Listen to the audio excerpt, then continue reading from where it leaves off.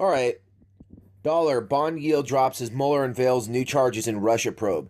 So all of a sudden we have, it's probably, the FBI didn't want to be a laughing stock. Oh, remain strong, whatever. They've indicted some Russian lawyer for lying or something like that. It's just another like crazy. They can get these people and they can get them to, they can indict a ham sandwich pretty much. Everybody knows that. The FBI gives you the runaround and they word their questions differently.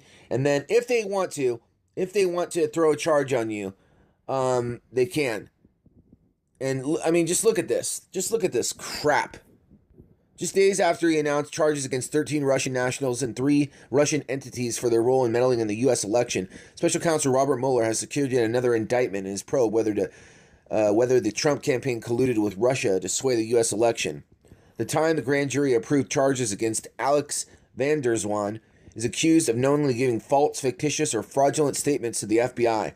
Van der Zwaan reportedly lied about his discussions with former Paul Manafort number 2. Oh, for the love of Pete.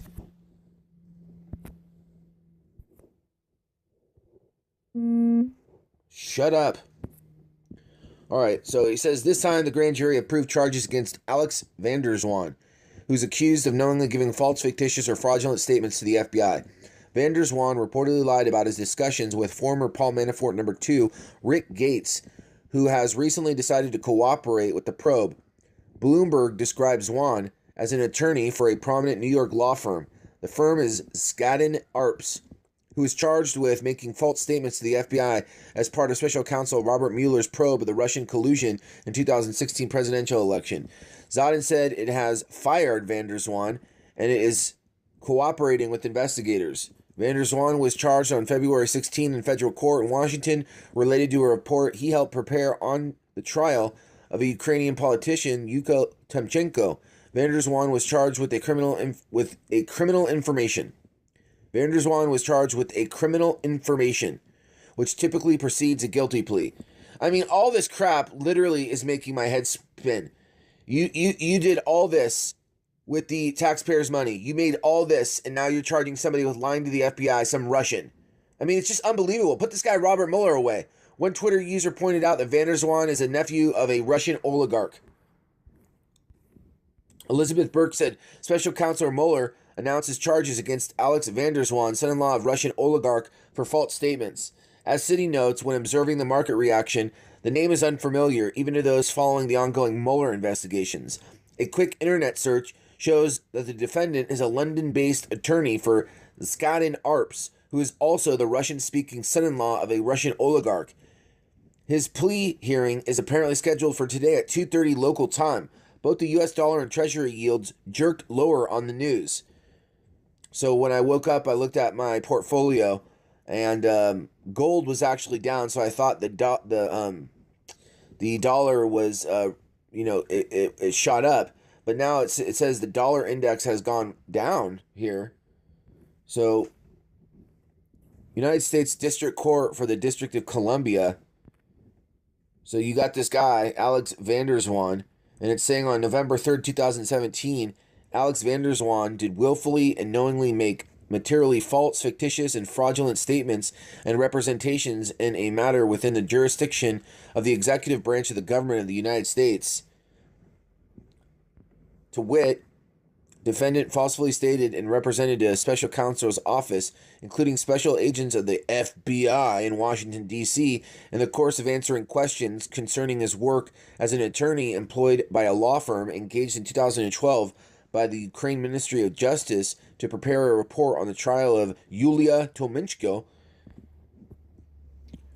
His last communication with Richard Gates III was in mid-August 2016, which consisted of an innocuous text message, and his last communication with Person A was in 2014, when van der Zwaan and Person A discussed Person A's family. Person A's family? So they were talking about this unknown Person A's family. That's what they're charging him with. This guy was talking about a family of another person. And he did not know why an email between him and Person A in September 2016 was not produced.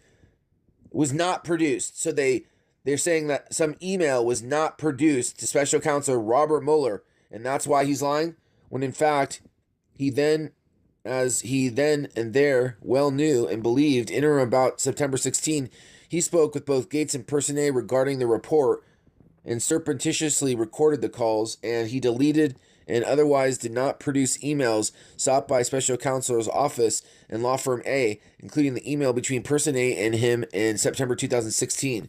Oh my God. And here's Robert Mueller's signature. I'm serious. Indict this guy, Robert Mueller. This guy is a criminal going after good people, it seems like.